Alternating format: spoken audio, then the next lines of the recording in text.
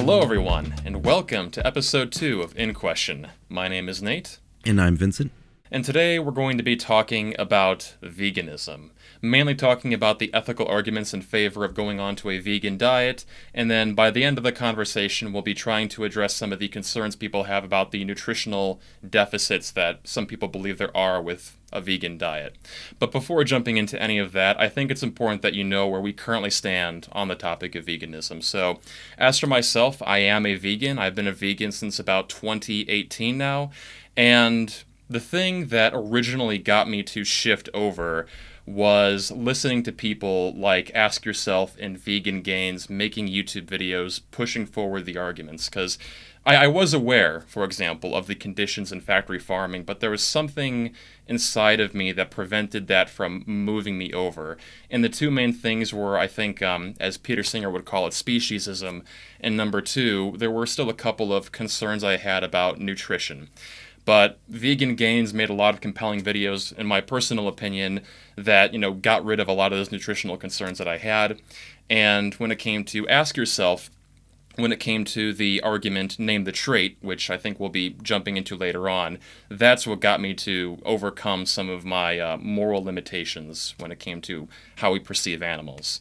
How about yourself, Vincent?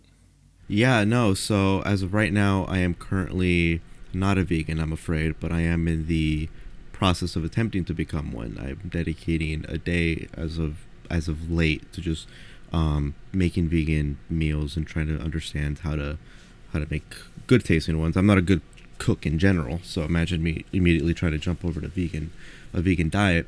But I think it was around, I want to say 2020, where I first started familiarizing myself with arguments in defense of veganism. And it was largely brought to my attention by a cosmic skeptic. And this was a topic that I hadn't really known that much about. The one thing that I always say about veganism, a topic which I believe is incredibly important, is that it's a topic that not only are people just unaware of, but they're unaware that they should be aware of it in the first place. So most people probably don't know that much about pollution or about climate change. They're unaware of the exact intricacies of those arguments, but at the very least they have in the back of their minds a recognition that, well, pollution is bad and we should be concerned about that, even if they don't really understand fully the arguments for climate change and why it exists and why we should be concerned about it. But when it comes to animal ethics, that's something that people aren't even aware of, that it's even a topic of conversation, a topic of debate, a topic of potential ethical concern. People aren't even aware of that. And so I think that's one of the reasons why we're so far behind on that conversation and trying to rally up people and form effective coalitions to try to argue for the voices of animals. And so once I started watching people like it was Cosmic Skeptic, the main one that I watched, and then I watched a couple of his podcasts that he had with Earthling Ed, I believe his name is. And then I started looking into the works of Peter Singer. And there's a lot of cross-pollination between the works of Peter Singer, who's a philosopher and the author of what can be viewed probably as as one of the original sort of catalysts for the animal ethics movement, the book Animal Liberation. And so there's a lot of cross-pollination between ethics in general, utilitarianism, and veganism.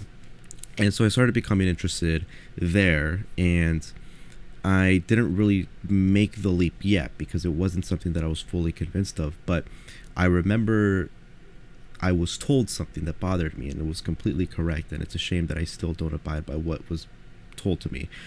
So a friend of mine, Armin Avabi from Atheist Republic, I remember I was talking with him about veganism, because at that point I was convinced that the arguments in defense of veganism were stronger than those in defense of eating meat. And so I was debating him, I suppose, and then he said something that I could not respond adequately, and I felt like I had egg on my face. And he said, well, if you are convinced by the arguments of veganism, or at the very least you're convinced to the degree in which you feel like you should push back on my views, shouldn't you err on the side of you are potentially causing so much damage to animals, and you have the possibility of not participating in that? So why aren't you a vegan? Even if you aren't fully convinced of it, there's the likelihood that the likelihood that you shouldn't be eating meat for you is high enough, and the damage done to animals is high enough to the point where you really should, realistically and ethically, you should be a vegan just in case. Just in case it is the case that you could be damaging animals to such a high degree, or at the very least, not individually speaking, but participating in a system that perpetuates that sort of maltreatment of animals.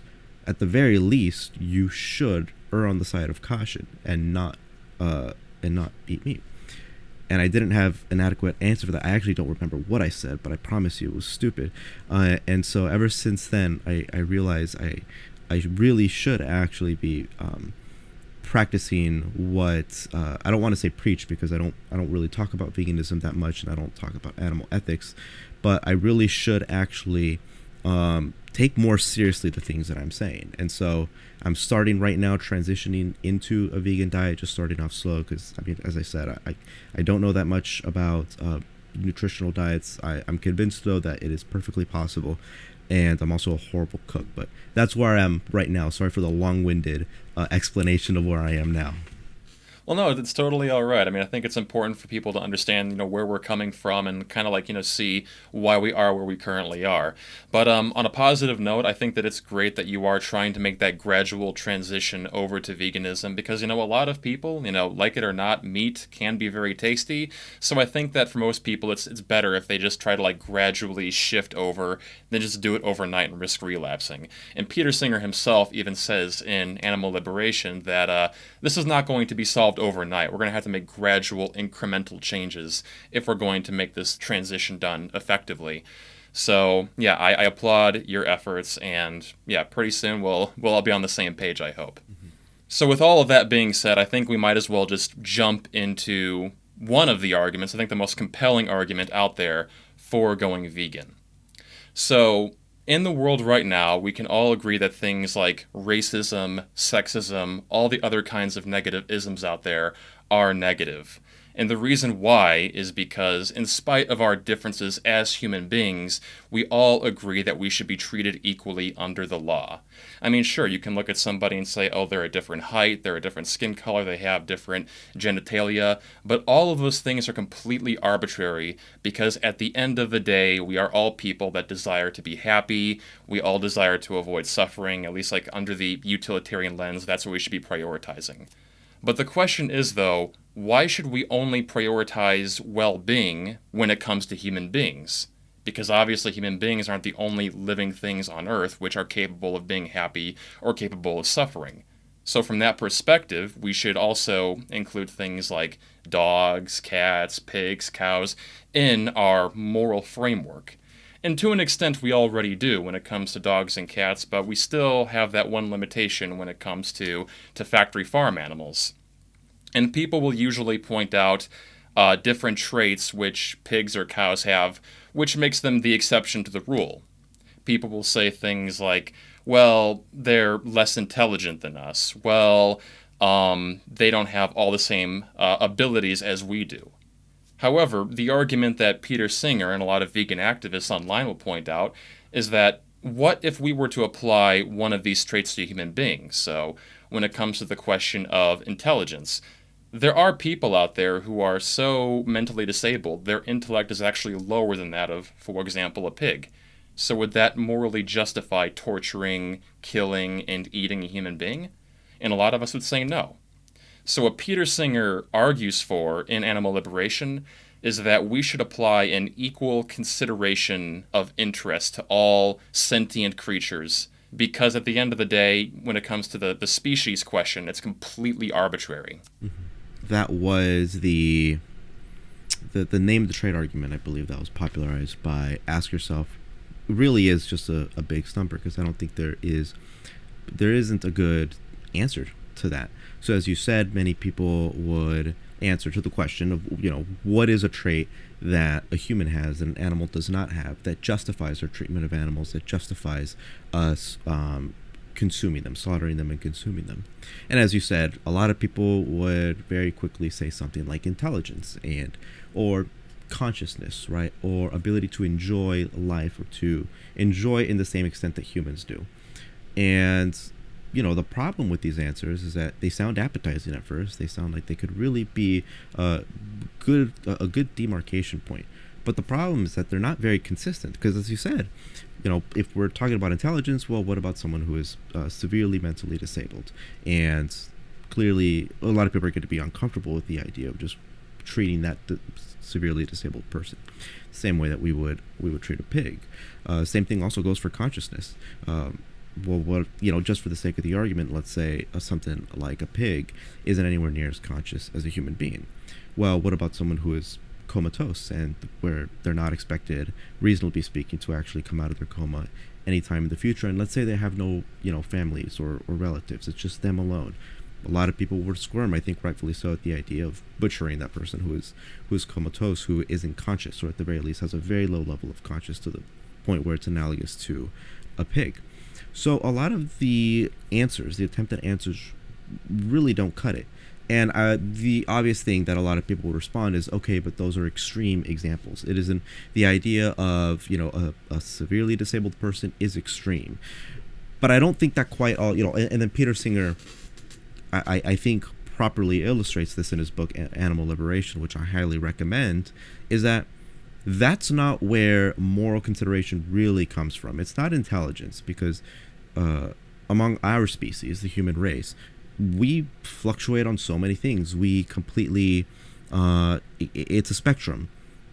So we vary on intelligence. So you have people who have an IQ of 70, people who have an IQ of 50, and there really isn't a higher level of moral consideration that we apply to someone who has an IQ of 130 versus someone who has an IQ of 115. So our moral consideration really can't come from intelligence, or at the very least, it can't come to the point where we can justify killing animals. So after thinking about this and then trying to come up with an argument against an argument that places a special trait that humans have that an animal doesn't have, I just couldn't do it. And at the end of the day, it really just comes across as arbitrary. Anything that we choose, it really is arbitrary.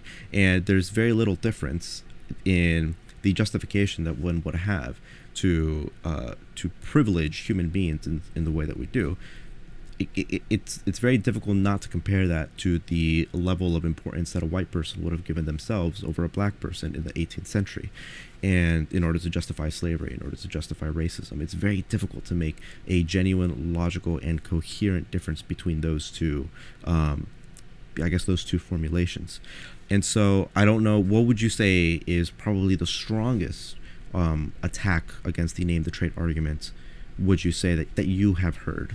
I guess if I had to point to one, I guess it could be the social contract argument.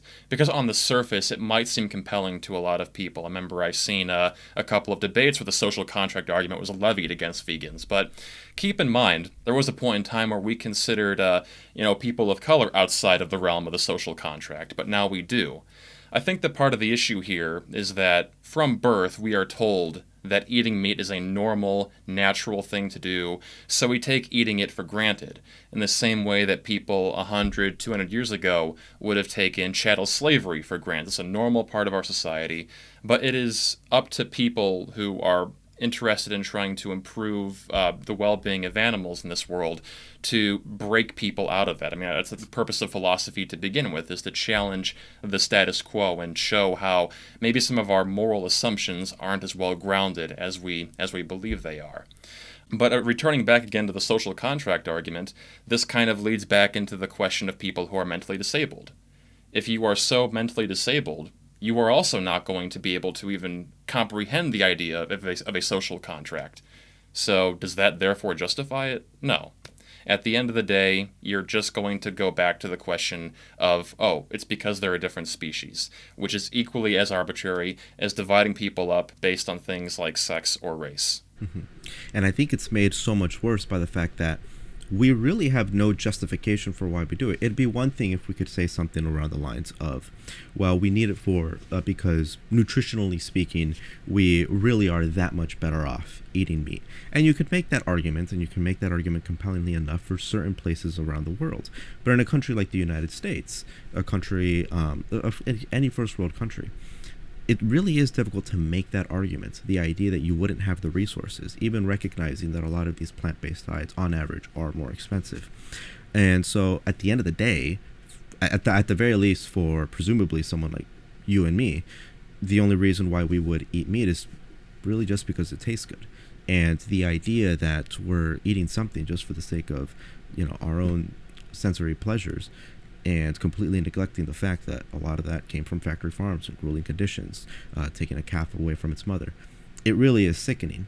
And so I think it just makes the whole situation a whole lot worse. And the social contract theory, I think, is probably the most popular one. I believe that was the one that Matt Dillahunty sort of aimed towards a long, long time ago. I haven't heard if he's changed his views on veganism as of late, but I know at the very least, as of a long time ago, when he spoke with Cosmic Skeptic, that was one of the things that he sort of played with, the idea of a social contract in which, at the very least, we have constructed a social contract among our species. And at the very least, to his credit, he acknowledges, and he says this in his podcast, so I'm not putting words in his mouth, yeah, he is speciesist in that sense. He completely acknowledges that. So props to him, at least, for being consistent.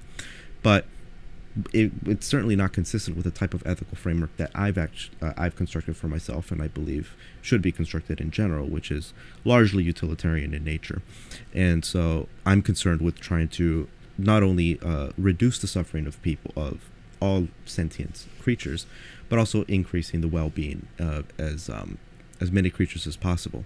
And so from that lens, from that viewpoint, there is no justification for strictly constructing a social contract only among our species, and doing so in a way that, as you said, isn't just arbitrary, completely random. And you wouldn't be able to justify it any more coherently than a white person would be able to justify privileging white people over black people, or any other race for that matter. There's one argument that I would say this is probably the strongest argument that I've heard, and it can be very appealing, and this is the one. I'll give him a second shout out. I already gave him a first shout out. Armin Avavi from Atheist Republic, who's a wonderful person, but I think he's dead wrong here. His argument is that, in defense of veganism, the idea of advocating for veganism, the problem with it is that if we're aiming to become vegan because we want to reduce the suffering of as many sentient creatures as possible, veganism in and of itself is arbitrary.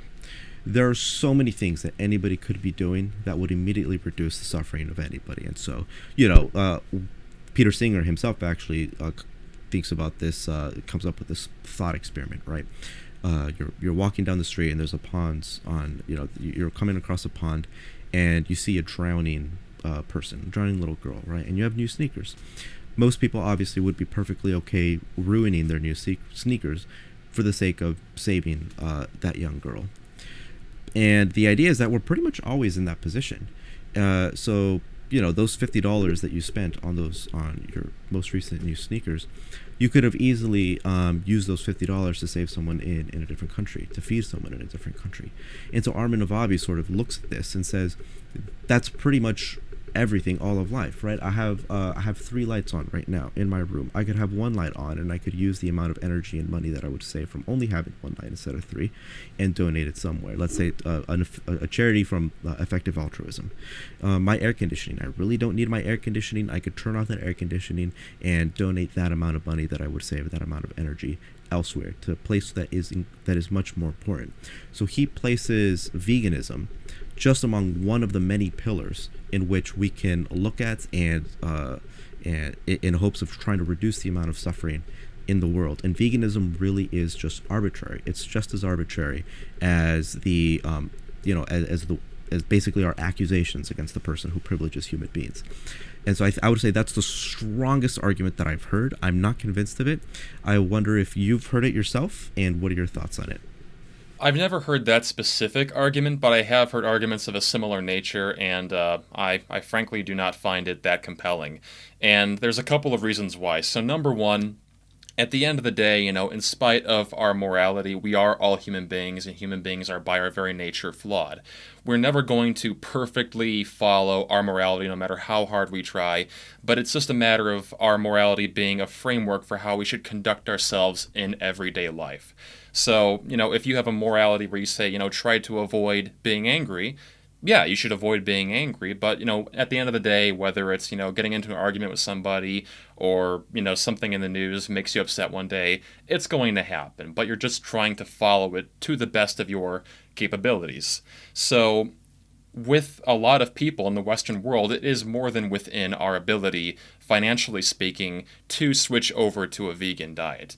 Now, it is possible there are some people living in certain parts of the world who don't have access to, have a nice balanced vegan diet. And for those kinds of people, I would say, all right, we'll make an exception for you because we don't want you to starve. We don't want you to be nutritionally deficient. But again, when it comes to most people living in first world countries, this is not going to be a concern for them, so please do not make those kinds of excuses for yourself. But along with that, when it comes to veganism, it isn't just about trying to help the well-being of these animals, even though that's like the pivotal argument made for them. It's also a matter of saving crops. A lot of people may not realize this, but a lot of the crops that we're growing in the world right now don't go to human beings. They go to feed the animals that we're going to be slaughtering in slaughterhouses. And you would actually have a lot more crops available and a lot more land in general available for human beings if we just switched over our entire diet to a purely vegan one. And people might make the argument that, well, even if you are switching over to a totally vegan diet, some of that farmland will end up, destroying habitats for rabbits and whatnot. And this is true. But again, it's all about trying to follow our morality to the best of our ability, and you are killing far less animals by going to the vegan diet compared to having an actual slaughterhouse with the deliberate intent of trying to kill all of these animals.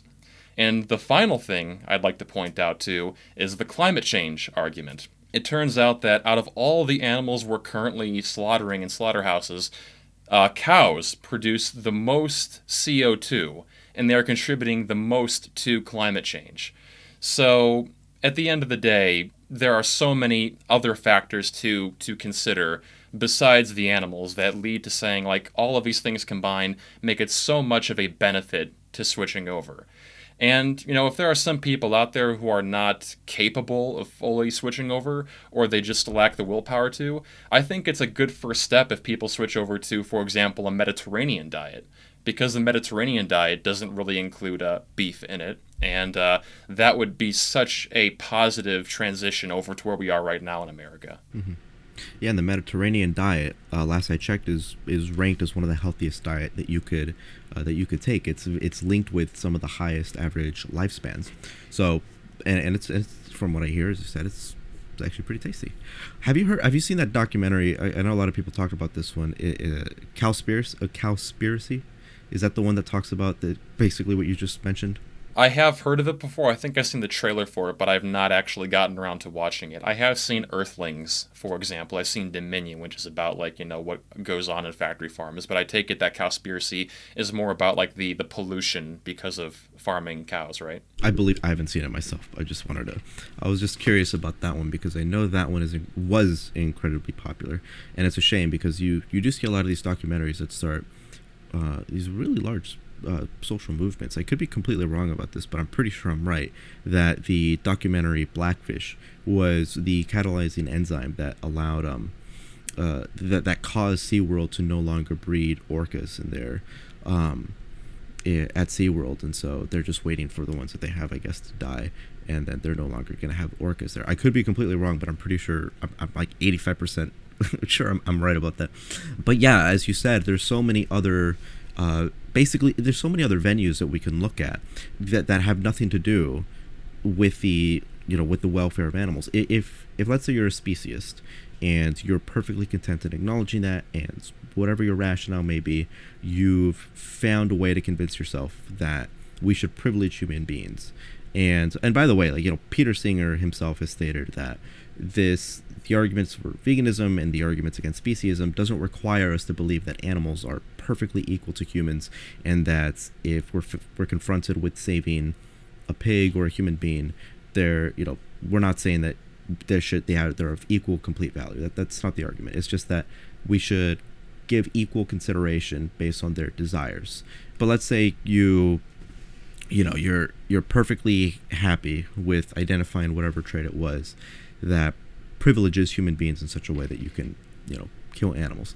But as you said, there's so many other different reasons why why it would be beneficial to humans to undergo a vegan diet and to change the industrial complex surrounding factory farming. There's the climate change issues. There's the crop issues, and so at the very least, that's another avenue that we could go towards.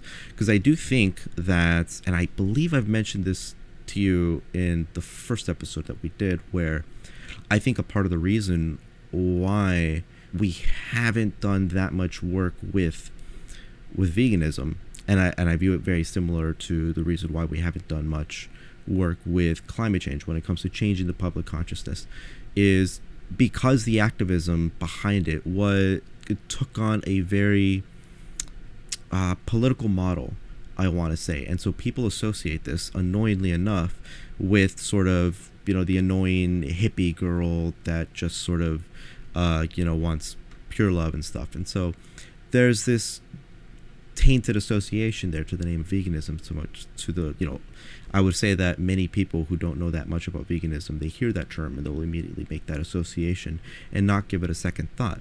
And so I think, and I'd love to hear your thoughts on this, I think that arguing in defense of veganism is incredibly difficult and frustratingly difficult given how important it is, because of the tainted association with it. And also, as I said at the beginning of the podcast, it's a topic that so many people aren't aware that they even should be concerned about. It's not even something that someone would look up, versus something like climate change, where people, even if they don't know much about climate change, they know, okay, pollution is bad. Let's look this up. What are your thoughts on trying to find the most effective ways at trying to talk about veganism, and what are the most ineffective ways of talking about veganism? I have a couple of things to say about that. First and foremost, I do think that it's important that we have a diversity of tactics when it comes to any political issue happening in the world.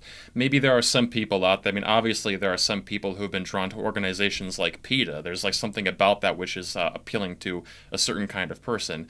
But obviously for a lot of people, myself included, I have found some of their online activism efforts pretty distasteful, and I imagine it's going to alienate a lot of people from wanting to even consider veganism.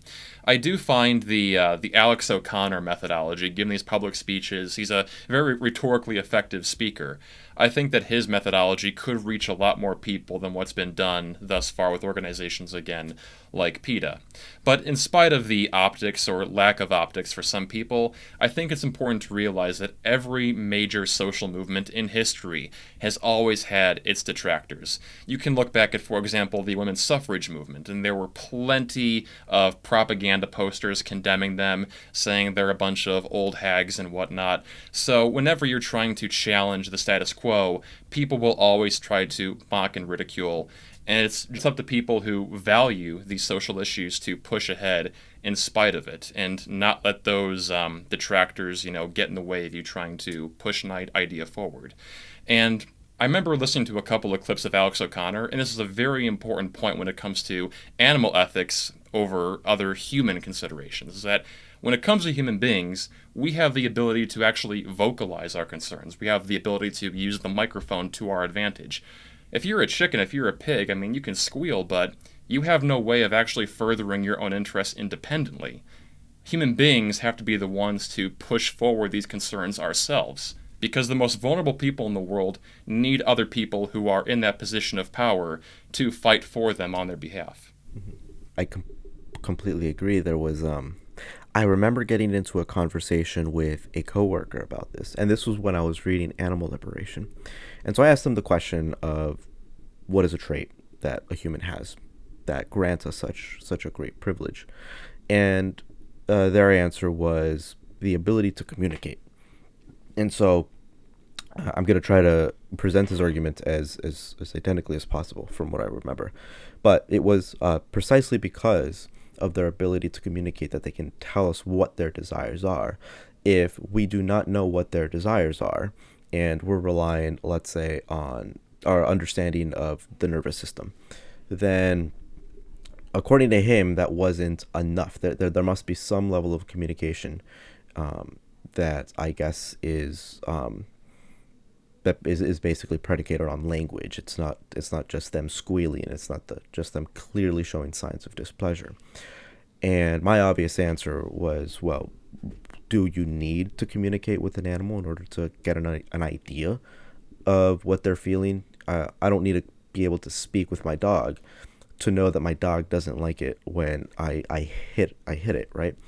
And so I'm trying to make sure that I present their argument as identically as possible, but I honestly didn't understand it.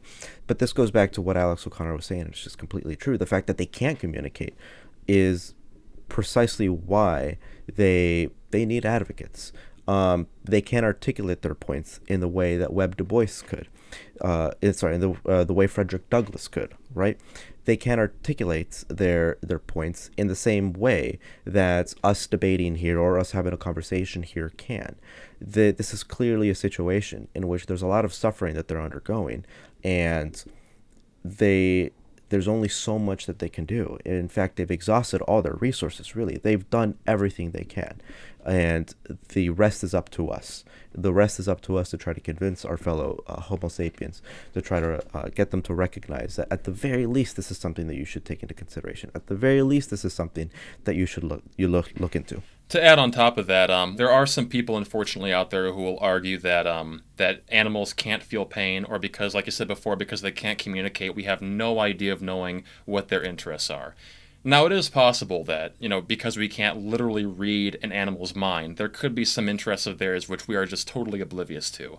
But there are some things like pain which we can quite visibly and audibly determine are a concern of theirs. If I prick somebody with like a sharp knife or put their hand on a hot stove, we know what's going to happen. They're going to scream, they're going to retract their hand away from that source of pain. If you were to take a dog and put their body on a hot stove, if you were to stab an animal, we know the reaction. They're going to yelp, they're going to squeal, they're going to try to get away from that source of pain, the exact same way that a human being would. I mean, if you believe in evolution, we know that, both animals and humans have homologous structures, so we also have a nervous system, just like animals do. So why would you think that, only human beings were granted this ability to detect pain? Never mind all the signs that they are going through pain, but they're just the exception because reasons. So yeah, I find that completely uncompelling as an argument. Yeah, as do I.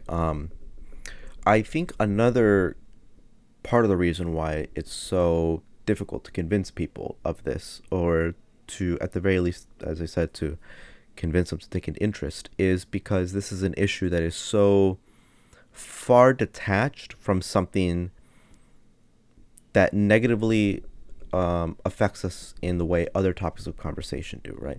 So this point was made, I believe it was made by Sam Harris when he was talking about artificial intelligence and the dangers of artificial intelligence. We can talk about crime, and we can talk about, even to some extent, we can talk about climate change, because we feel their ramifications constantly. We've dealt with crime before, we've seen crime waves before, and in many instances, we've become much more intimate than we would like with crime itself. Climate change, especially if you're on some of the coastal cities, you've also felt some of the ramifications of climate change. We can see it and we can feel it. It's much more tangible rather than something like artificial intelligence, in which, to the extent that we have a visual representation of some of the concerns with that, would be a Terminator movie, right? It really is largely just thought experiments.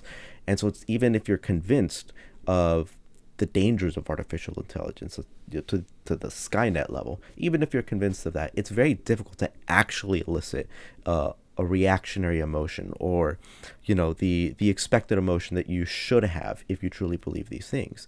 And I think you can say something very similar, if not identical, to veganism, where, as I said before, I'm convinced that we really are perpetuating and operating within a system that causes some of the most immense pain that can even be conceived of. I recognize this intellectually, and I recognize that I should be vegan. And yet, I don't have that emotional reaction that I should have if I were to actually believe, and I do, that, we're living in an animal holocaust. If you travel back in time to World War II and you see what's going on at those camps, you would elicit that severe pain. And even though you can make an analogous argument that that level of pain and suffering is being inflicted on animals, it's just not there. And so I think that's another problem, is that as much as I hate to admit it, we are persuaded by emotional arguments. We are persuaded by stories. We're persuaded by arguments that elicit a high level of empathy. And so because it is very difficult to, going back to one of Peter Singer's ideas, it's very difficult for us to emotionally include animals in our circle of empathy, our circle of consideration, our circle of moral consideration. Even though we can understand it intellectually, it's very difficult to actually feel it. And I think it's going to take some time for that to occur. And so I think that's a big issue. What are your thoughts on that? I could be completely wrong on this. I think it is inevitable that we will eventually include all animals within our realm of moral consideration. As Peter Singer points out himself, the expanding circle, and how we can look across history and our perception of animals has gradually evolved. How some philosophers in the past would argue that animals are nothing more than robots, and they're moving and kicking about, actually it's just some internal mechanism causing that. It isn't actually pain the way that we perceive pain. And now humanity has largely moved away from that. And returning again to the whole idea of slavery being ethical because they're different than us, etc., etc. Now we have included other races of people within our circle of consideration. So you see this historical trend of the circle getting larger and larger, and I think that if the trend continues in that direction, all of animals will fall into that circle. And I've seen a couple of speeches that Peter Singer has given, and he's pointed out examples, at least in the European Union, how the conditions in factory farms have gradually gotten better. Unfortunately, America is kind of the exception here, fittingly enough, but at least within Europe, they have gradually improved the quality of conditions for animals. And we can see trends about, I know that even Steven Pinker has pointed out that more and more people are switching over to a vegetarian diet. So we are kind of witnessing this expanding circle in real time. But there is one other argument I wanted to provide for people who are more human-centric in their morality. And this would be something very fitting for this current era we're in, which is disease. When you think of viruses, what comes to mind? Swine flu, bird flu. And when it comes to COVID-19, there are people who argue that it was caused by bats. So because we are so genetically similar to animals, it is very common we see that these diseases switch over and become contagious to human beings as well. Also, I forgot to mention mad cow disease. If we were to mitigate how much we're farming animals the way we are currently, this could prevent a future pandemic. Because you never actually hear about any of these viruses going from, for example, an apple or a banana to a human being. It's always when it comes to these factory-farmed animals that it becomes a concern. So again, climate change, mitigating disease, making yourself healthier, there are so many other factors out there to consider aside from animal well-being. Yeah, Steven Pinker, a bunch of people make this point that if there's one issue that we can safely say we're going to look back on and be horrified at, the fact that we participated in such evil, in the same way that we look back on slavery and we're horrified by people participating in that, it really would be the way in which we treat animals, the way in which so many of us know the conditions that are undergone at factory farms. We know this, and we sort of just kind of shrug it off. It's hard to believe that we're not going to look back on ourselves and just be really embarrassed and really horrified at what we felt we were perfectly content participating in. And I say that as someone who currently eats meat myself, so believe me, I am not throwing aspersions at anyone else. I'm throwing aspersions at myself here as well. And so I know some people would point at that and say it's sort of like appeal to the future fallacy. It's very difficult to be able to adequately know what future generations are going to think of just based on your beliefs currently right now, which I get the general grain of truth there, but we can certainly induce what people will believe in the future based on the trajectory of moral values, based on where the moral zeitgeist is right now, where it was 5 years ago, and we see a trend there.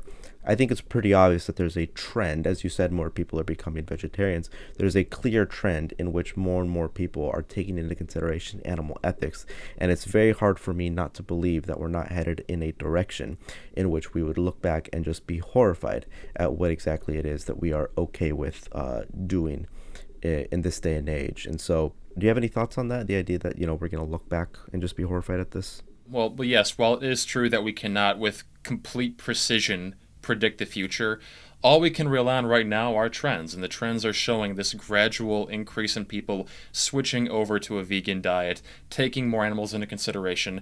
I remember seeing a headline or so, maybe a year or two ago, pointing out how we're seeing more and more circuses close down. We're seeing a lot of, animal performances in general becoming more stigmatized. So along with, switching to a vegan diet, a lot of people are just no longer fond of the idea of utilizing animals for mere entertainment. But keep in mind, too, the whole appeal to the future fallacy argument.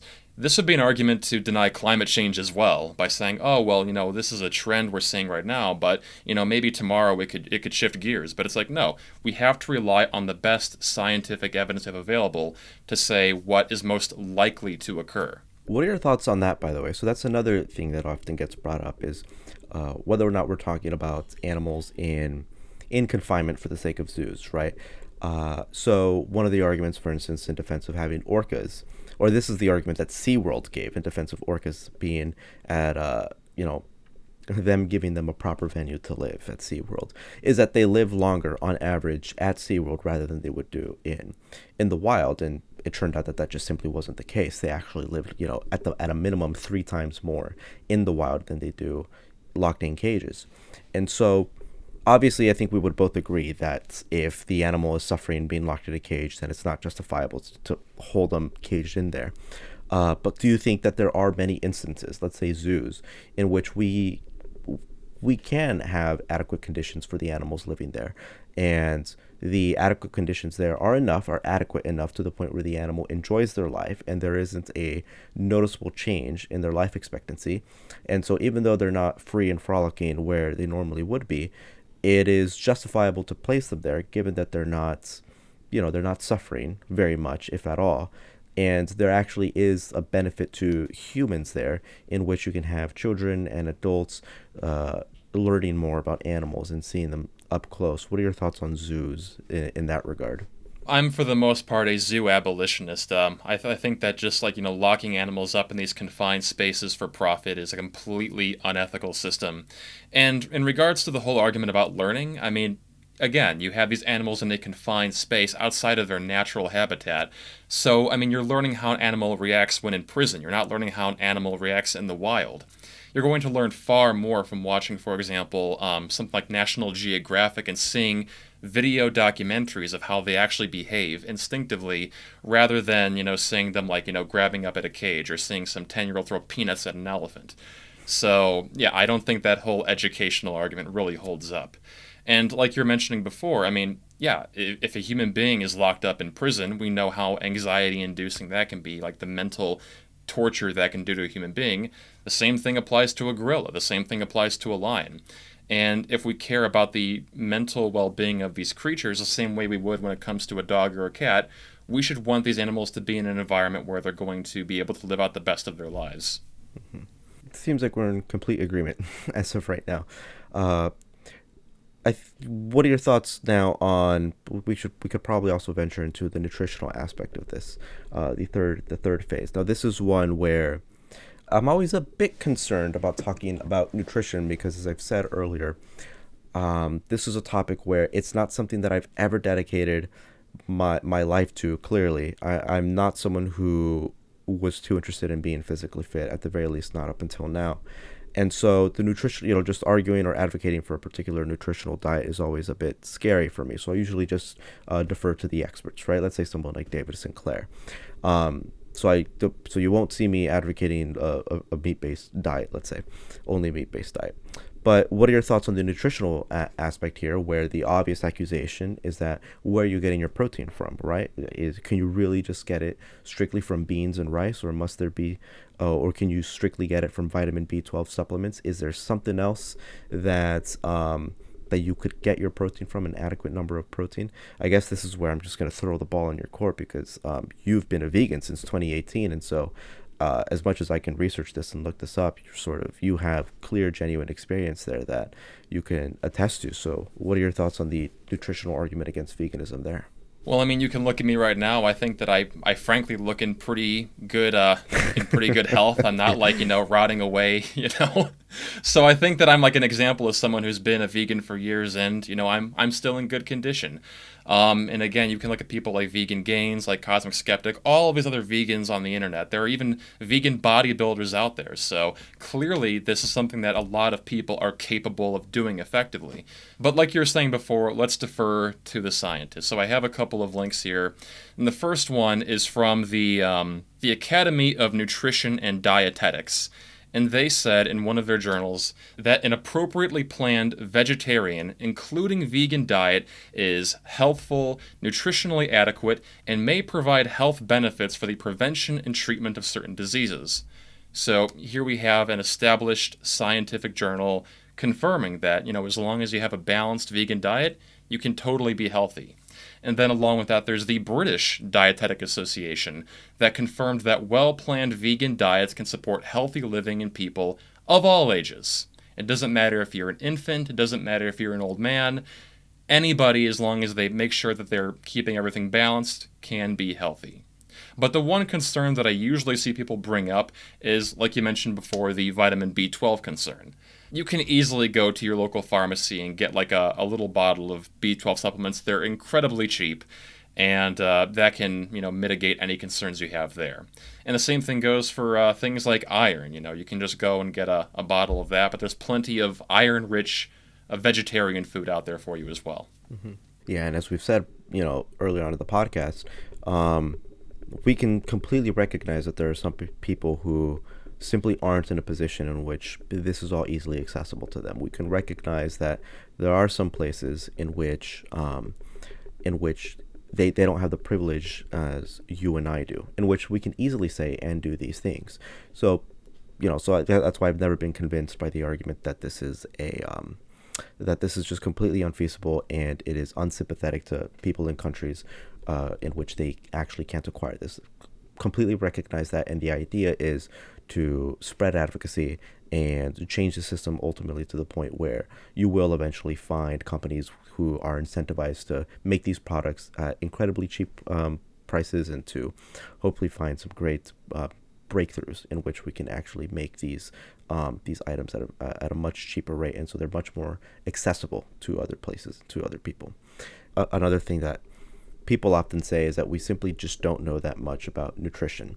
Is that, for as many gurus out there as there are on nutrition, the fact of the matter is that we know just as much about nutrition and about what constitutes a sufficiently healthy diet, to the point that that a lot of people want to from a vegan diet. We might as well be asking what consciousness is.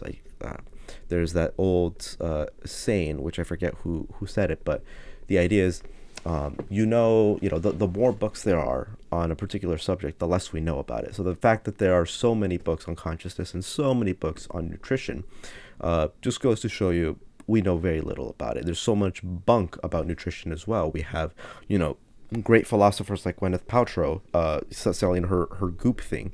And so we really genuinely don't know that much about nutrition. And so because we don't know that much about it, we should really be very, very cautious about making claims like it's established right now. But would you say actually it is pretty well established, at the very least, that we can safely say a vegan diet is perfectly livable? There's enough literature right there in the scientific journals to say that, well, at the very least, we can confidently conclude that it is perfectly possible to be healthy, if not healthier, on a vegan diet. Absolutely. I mean, yeah, you can look at, there's plenty of studies that have been done at this point in time that have found that people who are on a vegan diet, or again, a Mediterranean diet as well, who live longer lives, have better mental stability, who are at a low risk of heart disease, at a low risk of cancer. So if you have this entire body of evidence pointing consistently to a vegan diet being healthier than what we currently have, then I would say, you should look at what the evidence is saying and go in that direction. I mean, this is how we conduct ourselves when it comes to any other field of research. If the evidence says that evolution is real, then we say that evolution is real. If the evidence says that, gravity is real, we go in that direction as well. But I find it kind of ironic how, we live in a country right now where people will actively go out and buy fast food, order a pizza, and we know these things are absolutely bad for you. And they think nothing of it. But the minute they say, hey, you should probably go vegan, now everybody's up in a big frenzy about the nutritional concerns. And it really goes to show the deep-seated bias that people have against veganism or against giving up meat, that only in this particular situation they become very concerned about nutrition. Mm-hmm. Yeah, I guess the counter argument to that would say something like, well, yeah, but on average, even if we go eat Taco Bell once, let's say 3 times a week, on average, it's still a livable diet. Whereas on average, a vegan diet is not livable, which obviously I think is bunk. And they're just saying these things because they want to eat food.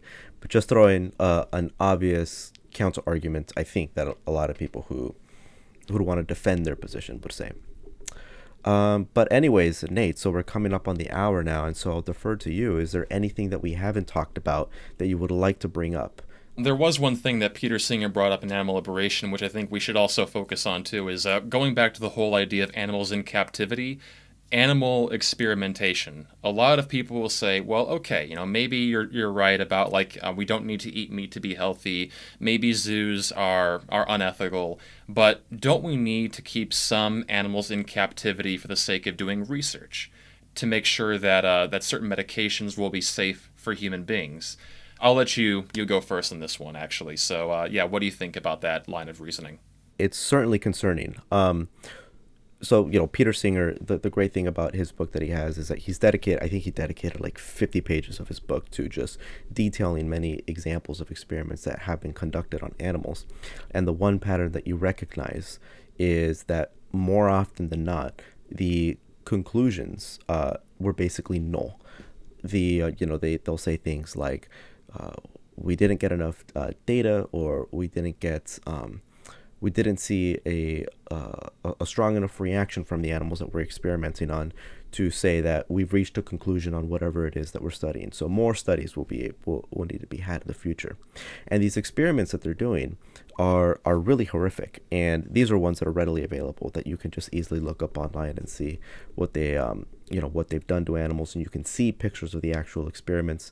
Like they'll try to actively induce anxiety and depression in animals to see how they would react in certain situations. They actively try to inflict harm, let's say, on mice, just to see what their reactions would be. And in a lot of these studies, as Peter Singer states, is that the reasoning behind it really is hard to justify. If you ask them themselves why they're conducting this experiment, they'll say something along the lines of, well, you'll never know what this research comes from. But as far as like actual utility that comes from these experiments and the reason why they were established in the first place, there really is none. And for many of these studies, as we said before, the conclusions were basically null, and yet we continue doing this. We continue saying we'll need to, more studies will need to be conducted. And I welcome anyone to actually, because these pictures are available online. They're really horrific. They'll blind animals, for instance. They'll so much so to the point where in many of these animals you can't even recognize the pupil anymore, just because they've been just so maltreated. I welcome anyone to look at those pictures and look at the conclusions that were had at the end of those experiments, and not be convinced somehow that these experiments were completely unreasonable, unjustified, and obviously unethical. Another good point that Peter Singer makes, that other psychologists have also made, is that in order to not scare off, let's say, graduate students who are being invited to help out in these studies, they'll sugarcoat the language. So instead of saying, "I wish I had a specific example, but let's say for the, an impromptu example, say, well, instead of saying like, oh, killing the monkey or prodding the monkey with electric shocks, they'll just say, applying a particular agent to the monkey. It'll sugarcoat the language so that way it doesn't actually convey what it is that they are actually doing. But yeah, from what I've seen, it's completely unjustified, a lot of what a lot of these studies are doing, and it's, even if you were to say something along the lines of, well, we're doing it for science, we're doing it, because you never know what's going to happen in the future from these studies. I just don't think that the amount of pain and suffering that is being caused by this justifies some expectation that, we'll have another revolution in whatever it is in the future. In regards to the euphemistic language you were referring to previously, I think it goes to show that on some level people know that what they're doing is immoral when they have to dress up their language in that way. And we see the same thing happening when it comes to human beings. Instead of calling something torture, we'll call it advanced interrogation. So these people, I think, again, on some level, understand the nature of their behavior. But in spite of that fact, a lot of people, I think, just will shrug it off by saying, well, it's unfortunate, but we have to do these things to make sure that human beings are going to be, healthy and lively in this world.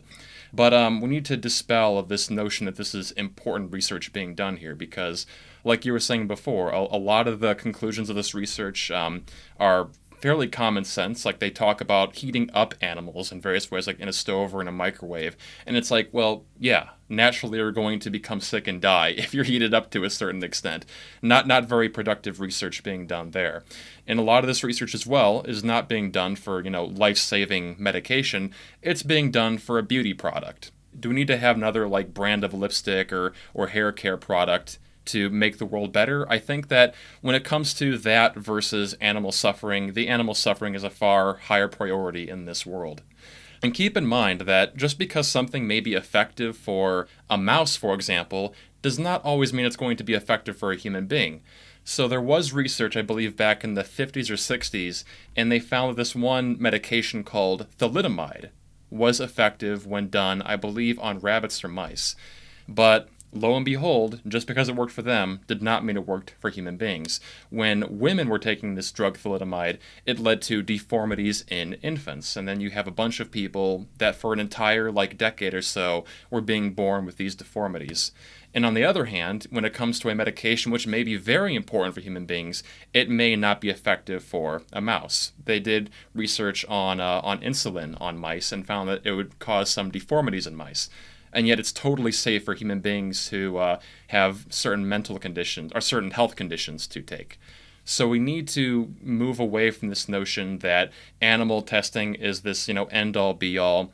Ideally, we should be making sure that people voluntarily sign up for this research to be done, and that is the most surefire way of making sure that research is conclusive for human beings. Otherwise, we're just going to be wasting billions of tax dollars on this research, which may ultimately be useless to us. Mm-hmm.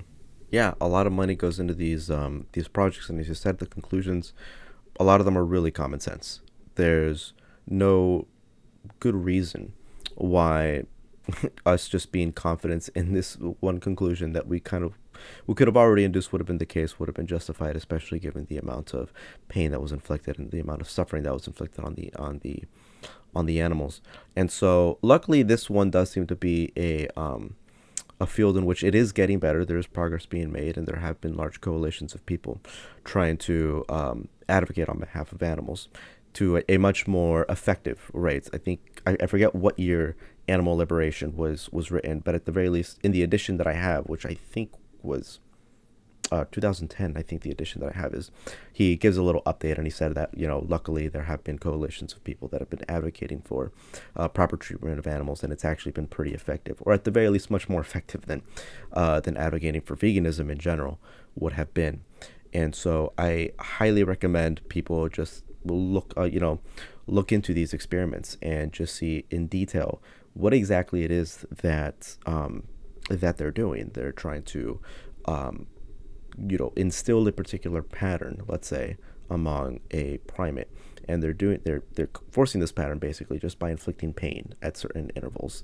And so it's it's very difficult to come up with a justifiable reason for this, especially since, as you said, A lot of them are cosmetic beauty products. A lot of them are things that we really could easily live without, or we could find alternative methods for for trying to actually test out these products. This is something that we haven't really done much work, at the very least when the book was written, in finding alternative methods. And so, yeah, it's not something that I could be able to justify by any stretch of the imagination. I would hope that this one, at the very least, many people can recognize that it just really is unjustifiable, much more so than, going on a vegan diet. Hopefully, at least people can recognize that one on this one. To give like some actual raw numbers here, not just like go off anecdotes when it comes to animal testing, here's a study in regards to like the efficacy of animal research. And it found that in 2004, the FDA estimated that 92% of drugs that pass preclinical tests fail to proceed to the market. More recent analysis suggests that, despite efforts to improve the predictability of animal testing, the failure rate has actually increased and is now closer to 96%. And the main causes of failure are lack of effectiveness and safety problems that were not predicted by the animal tests. So yeah, people just think that, mice testing, rabbit testing is this gold standard of research, but the numbers say that actually a lot of the stuff, again, is not actually that useful. Yeah, and Peter Singer brings up a good point in saying so much of this is also just unrecorded because they were never published in the first place. So I just recommend, I genuinely recommend, I know it sounds like I'm just, tooting his horn a lot, but he really is just a brilliant thinker in this regard. I recommend Peter Singer's Animal Liberation. He could easily be viewed as the original architect of the animal ethics movement. And I remember Alex O'Connor at one point saying that the reason why it took him so long to actually read it is precisely because he knew that he was going to be completely convinced of the arguments for veganism after reading it, and it's just something that he liked eating meat. He just didn't want to he didn't want to read it. And so I can safely say that it at the very least that book would require you to think about these ethical issues in a way that you haven't thought about it before. At the very least, it would force you to think about why it is that you believe you value equality, why it is that you believe that other groups, other races among our same species, why it is that we should treat them equally, and why it is that we abhor something like racism. At the very least, it can get you to think about those topics. So in that regard, Animal Liberation is also certainly a very important book. So yeah, I think that's a prime example of why so many people are reluctant to go vegan, is because ignorance is bliss. A lot of people just have this strong attachment to eating meat. And even if they know that if they read a book like Peter Singer's or other books of a similar nature, they are afraid to have their mind changed. And I think that's a prime example of why it is so important for people who do care about animal liberation to make sure that these are things which people cannot ignore. It is important that people keep releasing documentaries and clips and videos and photographs of the conditions, be it in laboratories or in factory farms, so people are constantly reminded of what's going on here. And I think that as long as people keep doing that, it's going to be hard for people to pretend that this is something they can just sweep under the rug. But all that being said, do you want to end it here? I think this would be a great way to end it. Nate, as always, it's been fantastic speaking with you. Really enjoyed these two episodes so far. As I said in the first episode, the fact that we always have these hour-long conversations regarding philosophy and ethics really just understandably prompted us to want to start a podcast. And so really glad that you're here and excited to see you in the next episode. Likewise. But for now, take care.